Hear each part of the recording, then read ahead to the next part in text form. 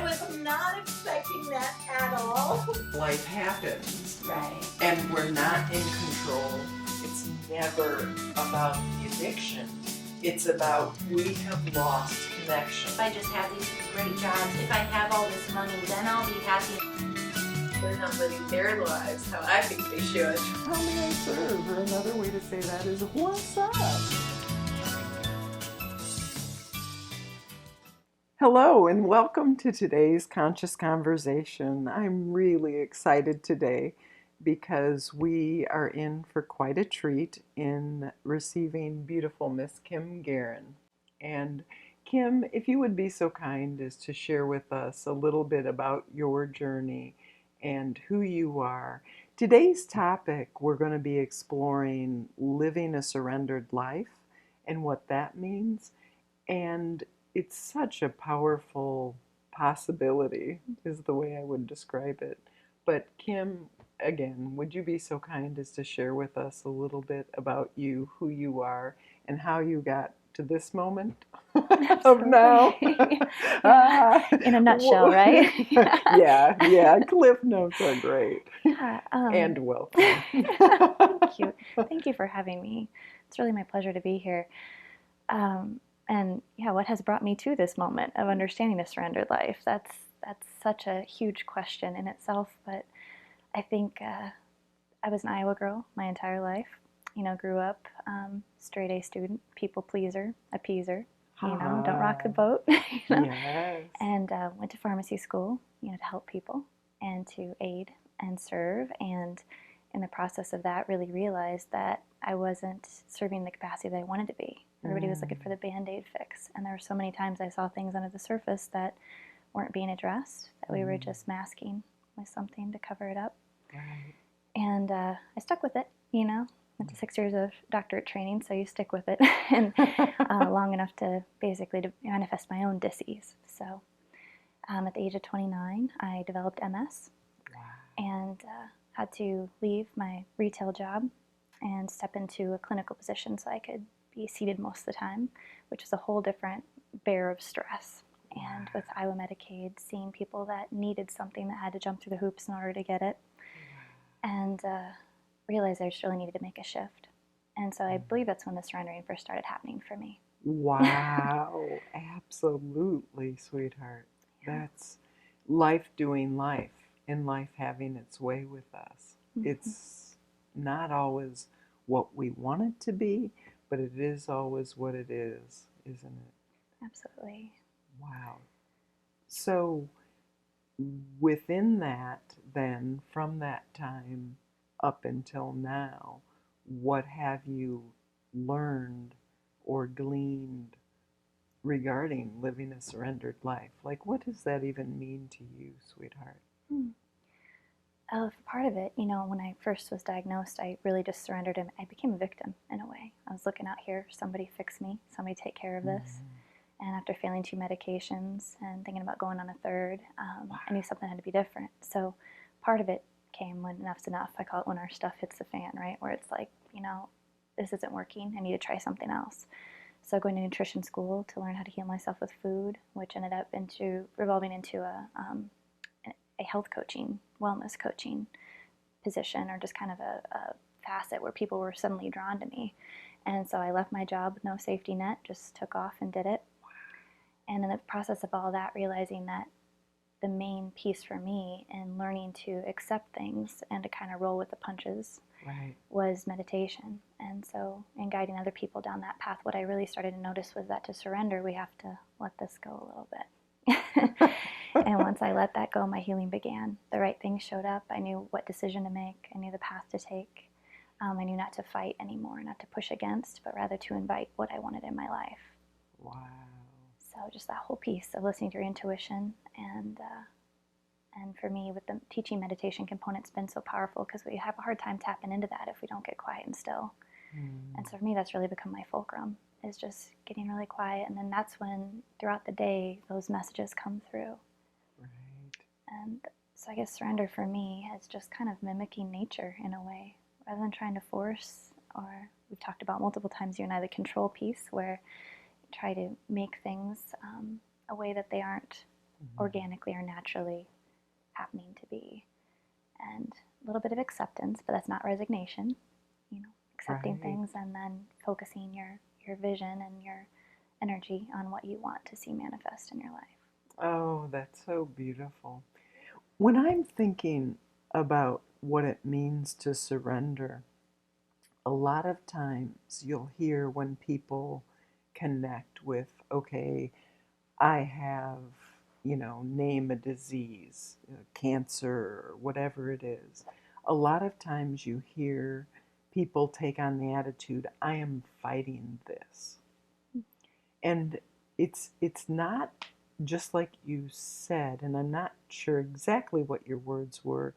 It's accepting something that this is your current experience isn't the same as Resignation. resignation. That's a perfect way to describe it.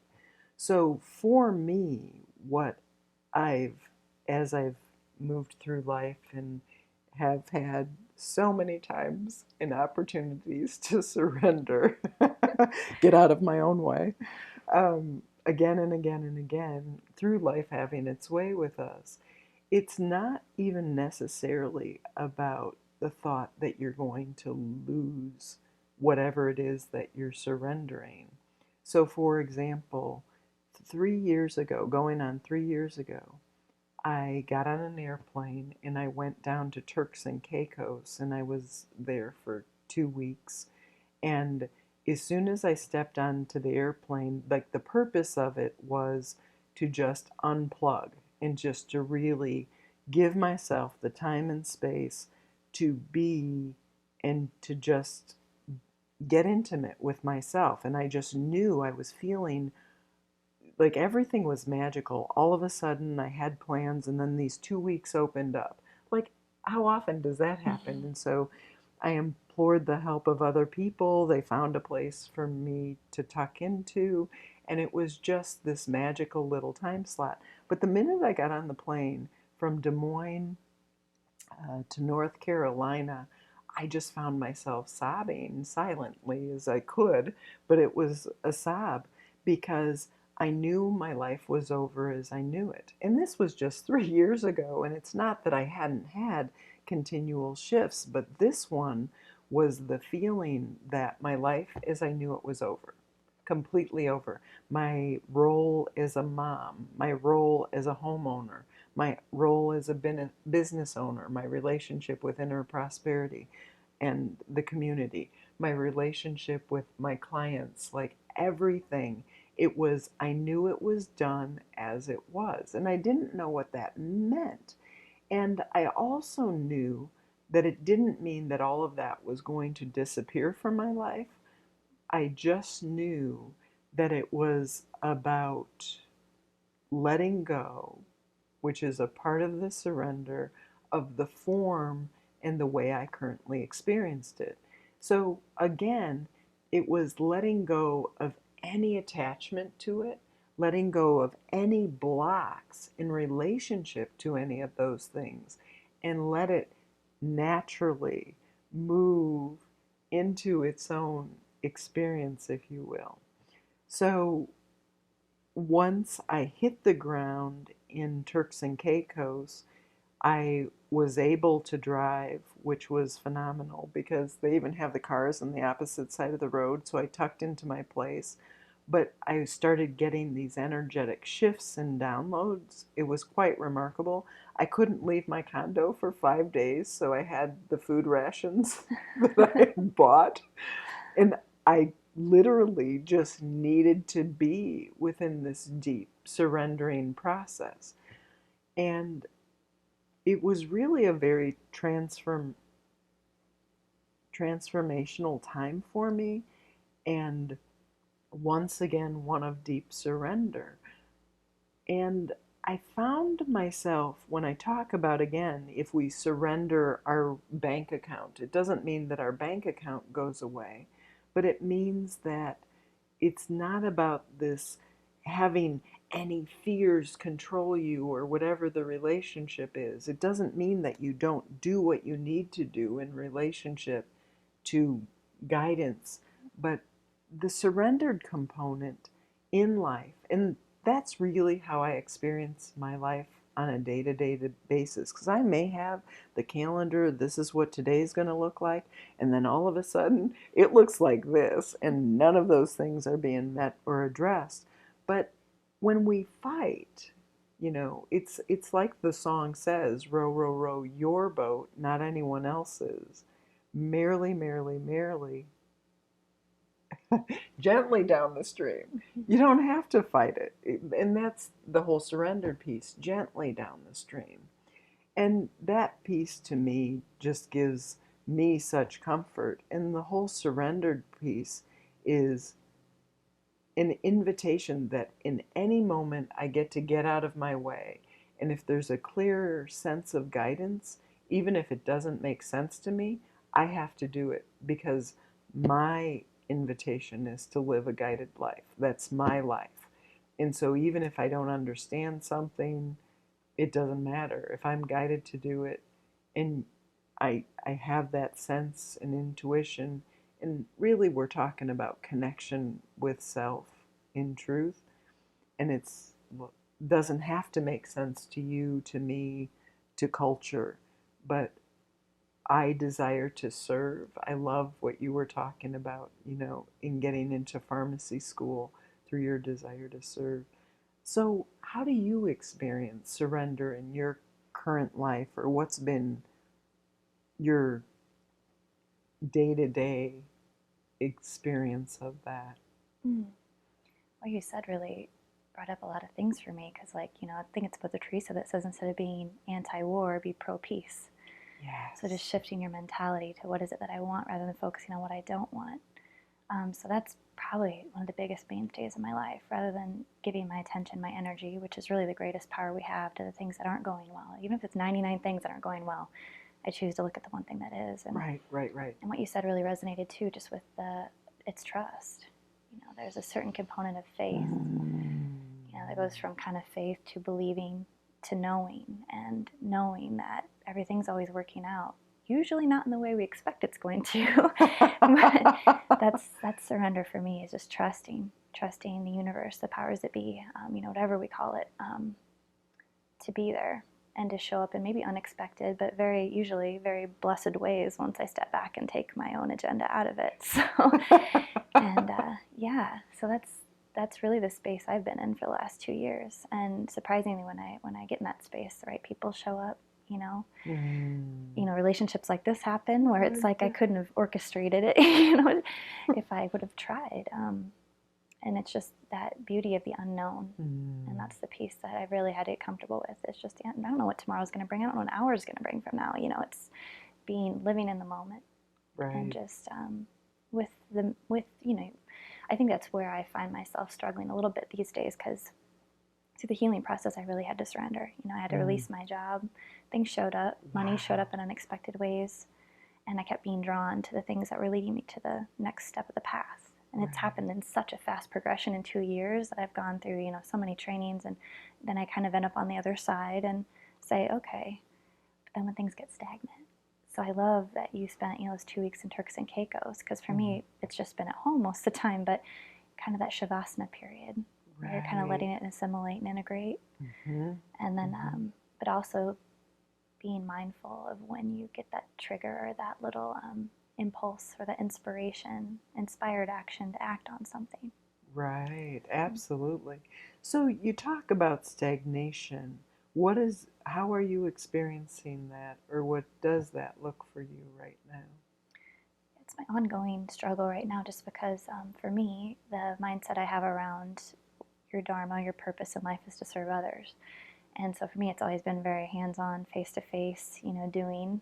And in the course of trying to take things a little bit more universally or virtually, between writing a book and trying to have an online presence that can expand beyond my reach, because energetically, knowing I can't serve the number of people that I would like to, although the people that I do work with, it's deep and vast and wide. So that's the piece, I think, where it's like, our whole human brain gets a hold of the ego piece and doing instead of being. And we teach so much by our example. So I'm really trying to surrender that space by just being here. I'm already aiding people as I allow the clarity, the mud to settle so I can kind of see what the next step is for me. Right. Really good point. So, again, I'm hearing the word stagnation. Like, how are you experiencing that now? A lot of inner work, between, right now I'm in 4 different trainings, very kind of cracking me open once again. And but wait a minute, you call 4 different trainings stagnation? yeah. Wait a minute, I don't get it. Can you explain that to me? Yeah, it's the concept I work with a lot with people is the idea of selfishness, right? So I understand now Oh that my there's God, I sacred love selfishness. this. I love this topic. Yeah. This is beautiful. Earlier you mentioned Mother Teresa, and a lot of times people aren't aware of the term self and really what its origin is. So in Aramaic language, the term self was nafsha. And nafsha translated to the word self, but in its origin, there was a trinity within its meaning. So nafsha meant God, you, and me. So I can't lob you off at the knees and feel good about myself. I can't not include, and you can call it God, chi, prana, love. It's really not about religion so much. It's about the source of creation, that thing that helps us to keep us breathing at night, even when we're sleeping, whatever that life force is. So if I'm not finding balance within acknowledging your presence, acknowledging the presence of love or God in my life, and if I'm not including myself in that equation and being loving and kind to myself, then I'm out of balance. So, Mother Teresa, honestly, when you look at her life, was incredibly selfish. And why I say that is she joined an order and they put her in a classroom. And she didn't want that. She hated that. And they're like, no, you are here to serve, and we are putting you in a classroom to teach. So, because she was so selfish, she left that order, went to another one. They put her in a classroom again, and she hated it. She absolutely hated it. And so they ended up not working with her at all. She left a second order, the second order, and went to the third one where they let her serve on the streets as she was drawn to do. And that's, of course, where she, created a lot of people coming to know of her service to humanity, and all of that.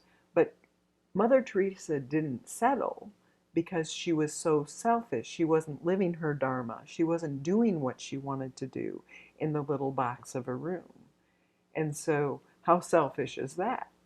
Listening to herself and what she wanted to do and how she wanted to express. And so, I find that incredibly powerful and beautiful to explore. Being selfish is, yes, I can listen to your needs, but as you know, as I know, if we only give until it hurts and then give some more, and if we're only serving others with no intimacy within ourselves, then we can't even experience intimacy with anyone else if we don't have that connection within ourselves and our own experience. It's just not going to happen. Yeah. Does that resonate? Yeah, we can't give what we don't have. Yes, exactly. Yeah. So maybe Mother Teresa can be my new archetype for sacred selfishness. Listening to that inner guidance, and not letting the outer world tell you when there's that inner piece of knowing that you need to follow a path. Exactly. So, just out of curiosity, then, applying the exploration for you, like, I'm stagnant right now because I'm only taking 4 different trainings. What? What? Yeah. Just waiting for that next shoe to drop.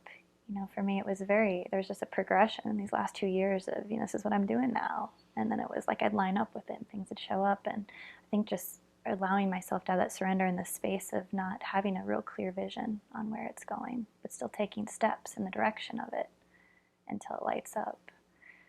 And it's just a strange place to be with all the certainty that you can sometimes have in life to say, yeah, it's all right. I'm just going to hang out here and keep letting it unfold in divine time. Right. One thing that I love is the whole thing that scientists are being brought up to speed, the whole confusion.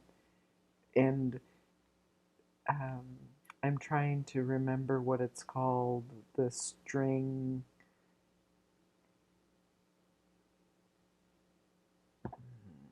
Please forgive me, I don't even know the exact terminology. Confusion breeds clarity. You can't have light without the dark. Exactly. Gotta have one before to have the other. Exactly. So I think within my own life path and my own life journey, like, I have to laugh how so early on my desire in life, even though I wasn't aware of it, was how much I got out of serving other people. Mm-hmm. Like, the giving and receiving are one in truth, but it's can we find balance within that? Because I would often try to give until it hurts and give some more, because I often perceived it as not safe to receive.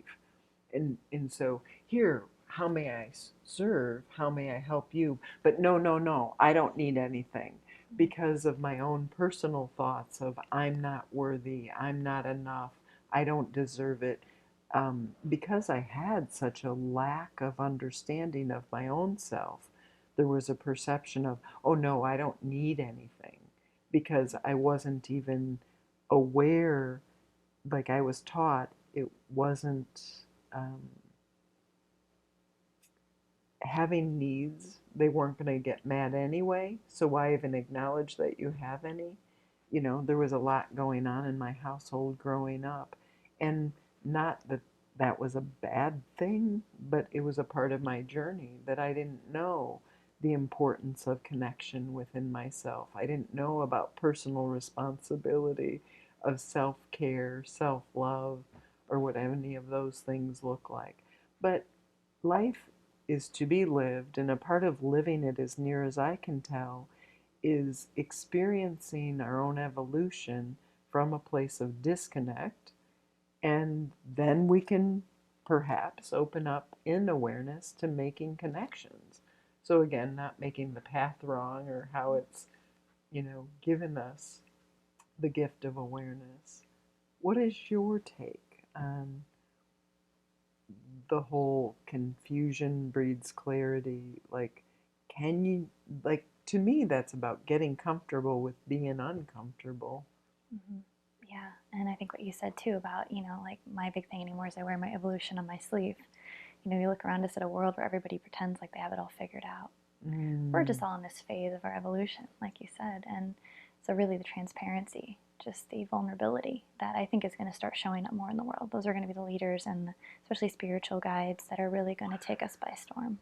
Wow. A little bit less, and we have an ego. We can have a healthy ego, but to be able to kind of keep it in check in a way where it's just realizing that we're just souls having a human experience and we're never going to have it figured out. It's never done. Exactly. So yeah, the whole piece with the confusion, honestly, I kind of dig it, because it's like, oh, there's something here that I'm not quite getting yet. Yeah. And sometimes I think because sometimes the evolution of it when you first step into a shift in your life can be so fast that then you kind of expect that momentum to continue.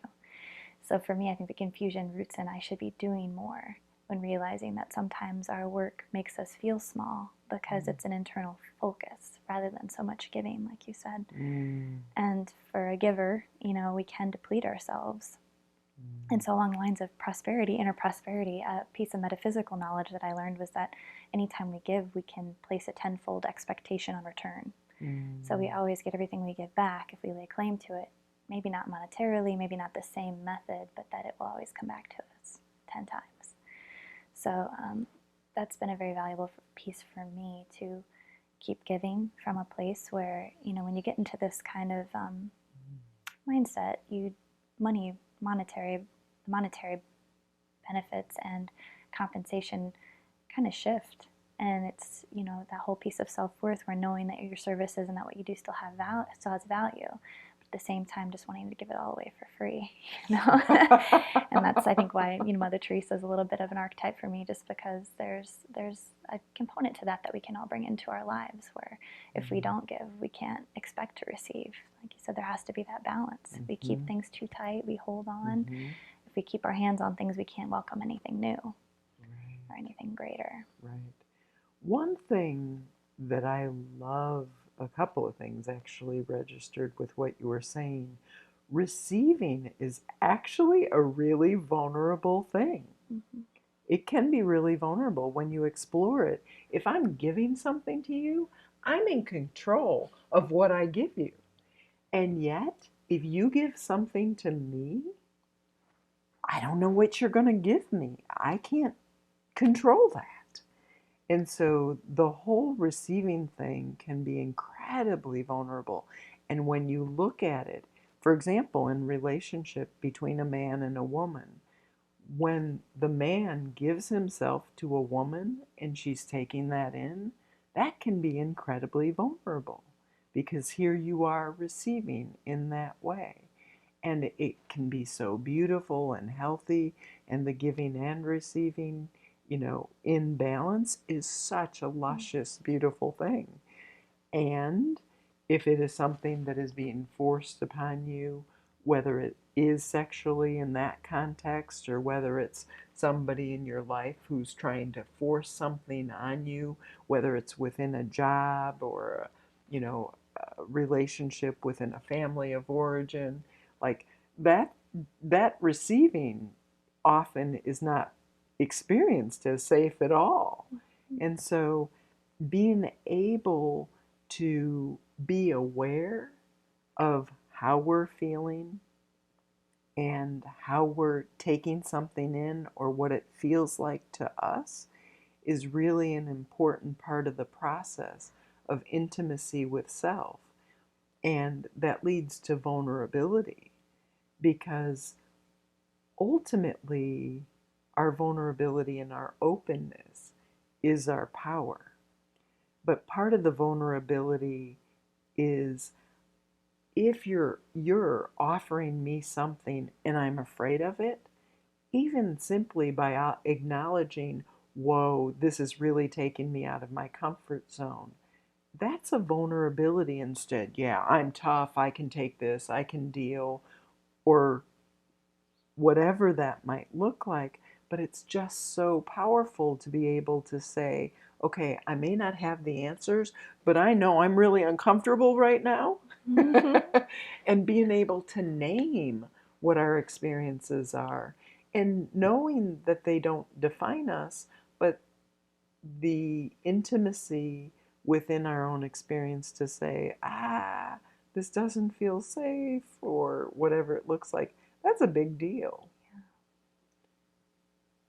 I've noticed some of the toughest times in my life, and the one specifically that is coming up is when my daughters were born, Julia and her identical twin sister Amy. Amy lived for 9 days before she died. That, to me, was my big wake-up call, like right in my face. Like, there's no hiding, no avoiding, no pretending, no denying, because during that time, Julia was in the hospital for over 4 months, Amy died, burying her, like all these processes, and still at home having a 5-year-old and a 2.5-year-old, my sons. Wow! Talk about here's your world, then all of a sudden here's your world. And that was honestly one of my biggest introductions to living a surrendered life. Because if other people hadn't shown up and offered so much loving kindness and support to me, whether it was the doctors at the hospital, because Julia was in the hospital for over 4 months before we brought her home on Thanksgiving Day. You know, if we hadn't had so many forms of support, I don't know that I'd be here today. You know, not from a place of drama, but from a place of I have no idea how that would have worked. And, you know, the ultimate in surrender. But often I found the gift of pain takes us, and I call it a gift for a reason, because that gift of pain, while it certainly didn't define who I am, it certainly shaped who I am, and it allowed me to see the places of control that I was coming from in my life, and I'm the one who's making this happen and all of that. It really allowed me to get over myself in so many ways and so many levels. So we often don't realize that whether it's a diagnosis or whether it's a life event that takes us and totally turns our life around, or an event where we're feeling like we're completely spinning out of control, that's the optimum invitation to surrender. Mm-hmm. Yeah, and there's something, it's real. You know, physical life is very real. That pain is more than real sometimes, but there's still this kind of a illusion that happens where the only reason we ever suffer is because we attach ourselves to the illusion that we're in control. Right. Let's talk about the control piece, shall we? Yeah. Because for a lot of us in that space, it gets to a point where we can't control it. We have to let it go. And that's where surrender happens, because pain is a major catalyst. You know, that suffering, hardship is a huge force behind shifting things and a motivator. But there's also fear can be that way too. But everything that lays on the other side of that, on the other side of the fear, of whether it be action or changing the way we see something, everything we possibly want is over there, but it's the fear that keeps us safe in our little comfort zone of, you know, pseudo control. So, and I think, you know, as a world, mostly as a country, the control piece is so huge, where we're so afraid of the unknown that we kind of micromanage the pieces that we can to make ourselves feel secure. And then when the unexpected happens, we have a much harder time dealing with it. And a lot of people suppress it, you know, rather than face it and accept it and surrender to it and move on. They stay kind of stuck in that space of fear. Then, well, if that happened, then what else can happen? So it's I think it's freeing. You know, a lot of people step into the unknown every day in their lives without ever really recognizing that's what they're doing. But then if they place that label of, well, I don't know what's going to happen, then all of a sudden that fear, you know, you get behind the wheel of a car, you step out into the street, you know, you go to the doctor, into the hospital. There's a lot of unknown factors there that really are completely out of your control. So it's the trust. Absolutely. Trust is such a huge component. And yet, okay, if I'm not trusting, what do I need to do to control what's going to happen or what's going to be said? Whether it's controlling someone else in a relationship or attempting to. You know, a lot of times when we're met with addiction, you know, it truly can be a codependency. Okay, I'm going to control your actions, how much you drink or don't drink, or when you drink or don't drink. And again, it's not even about the addiction, it's more so about recognizing that we're just playing it out through that. About, okay, I'll feel safe if I control your action of doing this or not doing this. And it's a much bigger truth with a capital T of what's really going on. I don't feel safe, so if I control what you're doing or not doing, the environment, then I can feel safe. Then I can feel in control. And again, sometimes the biggest gifts life can offer us is the invitation to fully surrender, and not from a place of victimization, but from a place of recognizing, can I give life the permission to do life? Can I give the people around me permission to be unhappy or even miserable? And can I take personal responsibility for my happiness? And that hasn't always been the case, because I realized for a significant portion of my life, and even as I was raising children and in the household, my ex-husband, my children, I wanted them to be happy. And my story was, I want you to be happy so then I can be happy. So I was looking without instead of looking within. And there was no direct relationship or personal responsibility for my own happiness in how I allow myself to experience, okay, wait a minute, you have this all turned around, Rita. From an innocent standpoint, though, because that's what I was taught in life. Dad was the one who controlled the household, and, the anger, and we walked on eggshells. How do we make Dad happy? So I was deeply invested in, this is the way life works. Okay, roll up my sleeves. I got this. You make everyone else around you happy. Well, good luck with that, because no one was happy. So yeah, the opposite of the secret to success. It was the secret to a huge disconnect and living that disconnect. And again, I don't have any regrets for having that experience, because it allowed me, instead of just reading about it in a book, it's another level of understanding of life doing life and really taking it in, and from the place of possibility, having a new experience. I'm so grateful. Yeah, words don't teach. Life experience that does the teaching. We put out so many words, and they can help people solidify or maybe not make the same mistakes, but mistakes are lessons. I mean, if you don't learn from it, then it's a mistake. That word is still kind of triggers something in me but yeah, and to recognize the only thing we have control over is our reaction, how we respond, and our own perspective. Everything else, we're fooling ourselves. Absolutely. Absolutely. So, what do you feel in your life have been some of your greatest, led to your greatest awareness of how to surrender? Probably the first and foremost would have to be the manifestation of a disease that forced me to look at things differently. That's what started the whole journey. And in that process, meeting people who taught me that my thoughts affect me and that I have more control and more power over my own healing than I'm led to believe, coming from the traditional medical side of things. And in that process, just complete surrender. First from a victimization mentality of, I can't fix this, somebody else do it, to then empowering myself to heal on multiple levels. And that alone gave me enough courage to start pursuing the things that my soul calling, where I've been drawn my entire life. Wow. The other big shift for me, I think, was losing my dad really unexpectedly last year. We didn't even know what was going on. It was very sudden.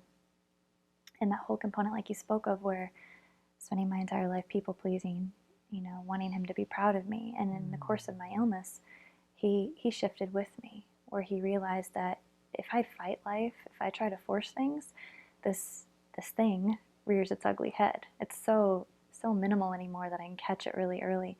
But if my thoughts are negative, or if I'm thinking bad about myself, or if I'm not following the path that I know that I should be, I know it physically. And so it's my greatest blessing. I don't consider it a curse at all anymore, because it physically forced me into surrender in every aspect of my life. Wow. And then losing him was kind of that piece of the man who I was always trying to please and, look for appreciation and validation from was gone. And I had this moment of like, what does that mean now? Even though I know he's still with me, he's not here to see what I do in this life, but learning from him that he never took the chance to actually be. And so I'm like, I can do that for him. Wow. Say more within I know that he never actually took the chance to be. So are you speaking of he wasn't able to actually sink into his own essence, his own soul, living his dharma. Mm-hmm. Is that what you mean by that?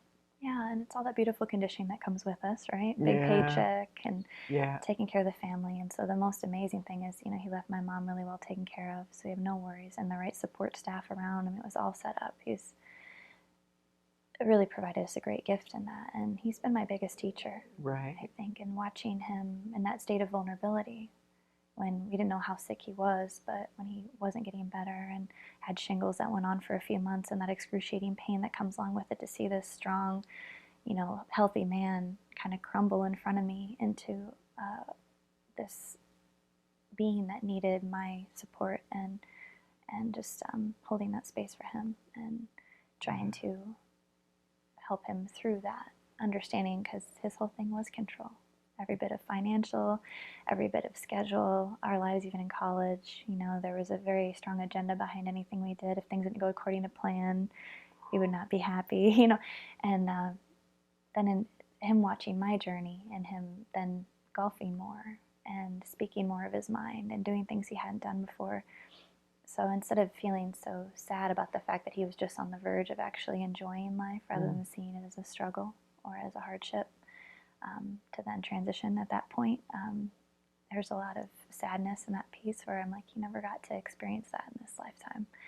I just realized, I was like, well, I just need to keep doing that out of his honor, and just connect with who I am, and not necessarily what I'm told that I am or what I feel that others perceive me to be. Just live in my truth. Wow, that's so powerful. You know, 2 years after my daughter Amy died, I really came to the realization that Amy's death was an invitation to me to live my life. And it's not from a place of anything but vibrancy. No one can tell me what that means. It's not like there's this manual and I need to follow the rules. It was more about stripping away any stories of what it should be and really connecting in with my heart, and how can I live and serve more fully from my heart. And we've been touching on this a couple of times in this amazing conversation, but it really required me connecting with a new possibility of intimacy and loving myself. Mm-hmm. And we're often in this world, in this culture, again, the give until it hurts, give some more. But that deficit of giving something when my tank isn't full and I have nothing to give is a real deal. And yet, can you speak to the concept of love of self and how you've experienced that? Like on both sides of the spectrum? Yeah. I can remember as a teenager somebody saying, you know, listen to the way you talk to yourself, and would you speak to your best friend that way? And thinking at the time, oh, no way. But at the same time, not knowing how to shift it. And what's ironic is working with a couple adolescent clients, and I see myself mirrored in them, and what goes on up here, and what they say to themselves, and how they're trying to please everybody out here for that sense of self-worth. It's a struggle when we sit there trying to change what's been on the repeating record pattern in our brain. So as crazy as it sounds, I think the whole self-help world, self-development, makes us feel like it's this huge burden. Like it's going to take so much work for me to be the person I want to be and for me to love myself. And for me, all it has been is shutting down the monkey mind a little bit. So for me, it's getting still. It's listening to my needs a little bit more and making a point to do things for myself, kind things. But it's mostly just been spending time in stillness that has shifted that for me. Where instead of it being a push against, it's just a surrender and allow what's already there. It's our natural well-being to love, hope, freedom. All of that stuff is there. And we just have to let it bubble up instead of pushing it down. Really, really powerful point. At one point, I had a client and I asked her, do you perceive that you love yourself? And her response just made me laugh. It was so beautiful. It was so innocent. And she said, I get my nails done.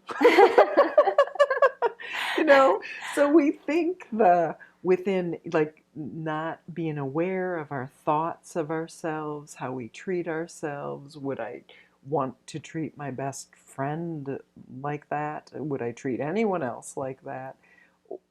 We're not aware of what it even means to love ourselves. It can be such a foreign concept. It can be really shocking. And so I just really appreciate this portion of the conversation of, wait a minute, what is love? And what is the expression of it?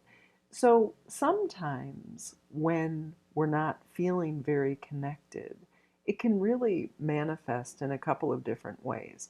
I can either lash out and abuse different people who are in my life, or sometimes the form of abuse is solely internal. And abuse is abuse. And sometimes people think, oh, it's better because I'm only abusing myself. So, oh, I'm holier than that person who is lashing out to someone else. And it's like, no fly zone. Abuse is abuse. But we don't recognize that at all. There's often a perception that, oh, if I'm abusing myself, holier than thou, I am so much better than you who's lashing out at the neighbor, the dog, the mom, the dad, the children, you know. But abuse is abuse. And once we really call it out for what it is and see it in truth, it's often less palpable to our own story of, oh, this is, you know, I'm holier than thou, because it's fascinating to look at. Yeah, and that was a big realization for me, I think, because it's all ego, right? So it's when our ego feels small or when it feels hurt or challenged or threatened, that's what brings up that behavior. And I was that way, where it's like I never said an ill will to anyone, you know, at all. It was always internalized. Even if I needed to speak up for myself, I didn't do it. And so even though you don't feel that you're touting that you're better than so-and-so, it's kind of ingrained in our society. Those people that are outward with those ego bursts are the ones we criticize. Oh, absolutely. Because nobody sees what's happening here. But then learning about that there's two facets of ego. Absolutely. And then that's what destroys our will. And it those things keeping us, or even just even the I can't do it, or I'm not good enough, and all of that, it's basically just will busters for our soul purpose. You know, we keep ourselves bound. Talk about the will busters. Yeah. Oh, wow. Well, will busters can be anything from just negative self-talk, but some of the less or maybe more noticeable ones are like oversleeping, or you know, not nourishing your body. Alcohol is a big one. It's just those things that set you off balance, because when we're not connected, the whole idea of being able to be purposeful with our actions and having purpose behind what we do in life suffers. We don't always recognize it. But. Right. I also want to acknowledge that often when we are in a place of disconnect, we crave that which keeps us disconnected. And when we're in a place of connection, we crave that which keeps us connected. Absolutely. And so sometimes when we know we're making choices that are from a place of disconnect, it's really only an awareness of consciously making a new choice that we can move forward and make that new choice for ourselves. Whether it is our relationship with food, or our addiction to relationships that feed the disconnect inside of us, or whatever the story is and however it plays out.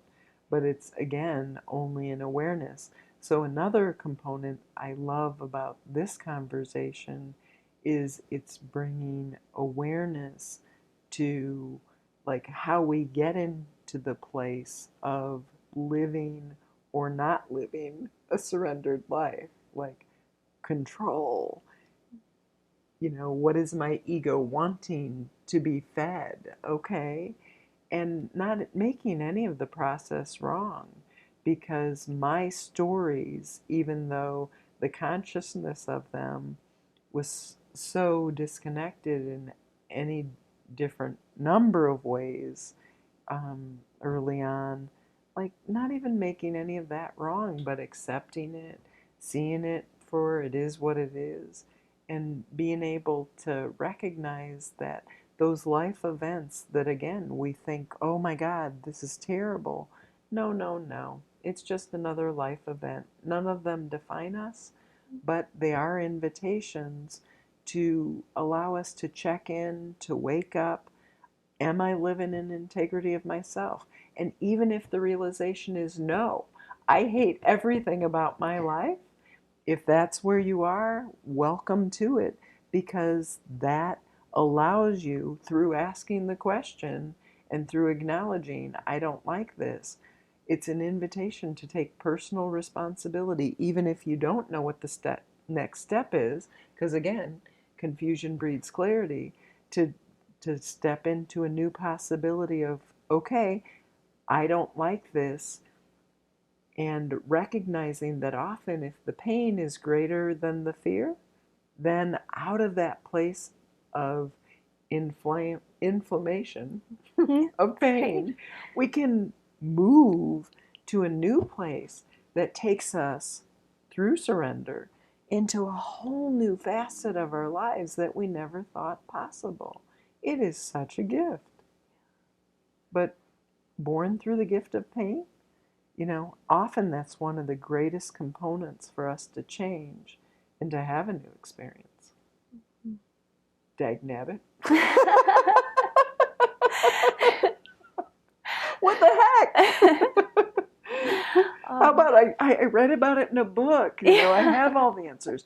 But another piece of that I'd really love to explore is that we always will revert to our lowest level of consciousness.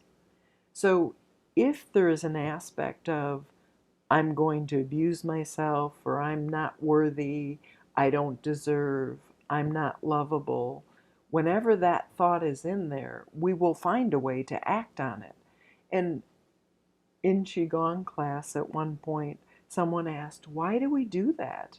And my answer in my own mind was incredibly profound, because it's there. And it's coming up to be healed, so we don't have to make it wrong when all of a sudden we know better, but we're making this choice of complete disconnect.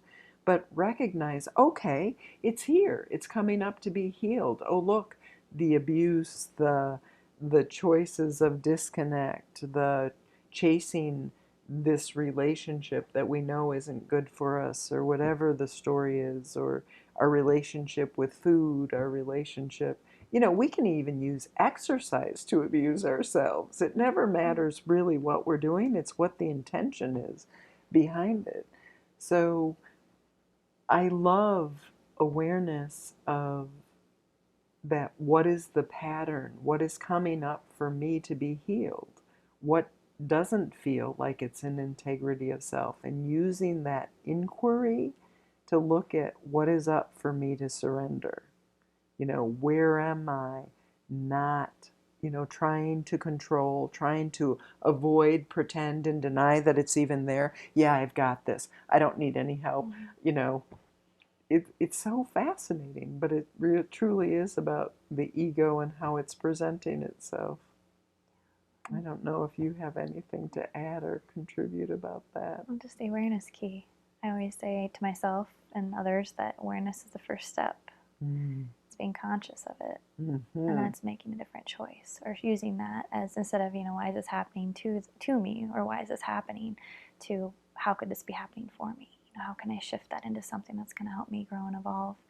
And it's an uncomfortable place to be. So like you said earlier, until you get used to it, it feels very uncomfortable. It feels unnatural, because we're used to staying in that little, hamster wheel of conditioning behavior. And absolutely, the getting comfortable with being uncomfortable again. Oh, that's such a yummy invitation.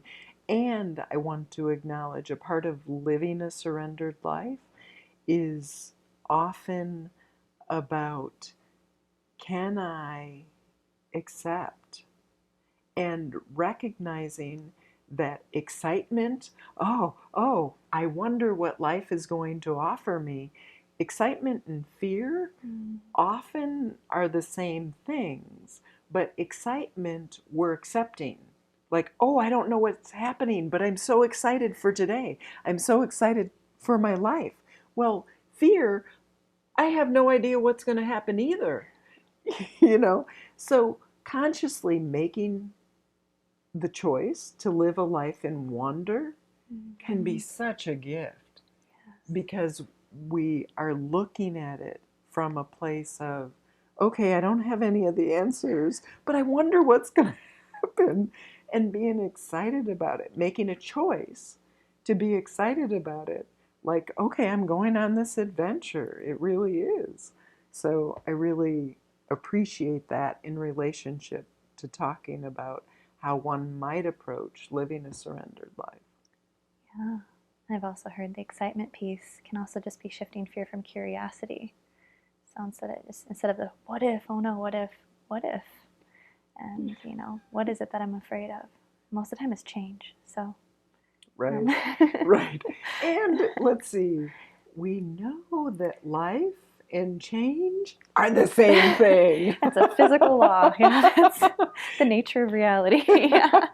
Nothing stays the same. No, absolutely, absolutely. Well, Kim, thank you so much. Is there anything else that you would offer as an invitation, or, these are the rules of surrender? Oh, it can seem like a really scary concept. I think probably the only thing I could offer for clarification would just be, for me, when I find myself controlling, pushing against, not surrendering, I say to myself, just back off a little bit.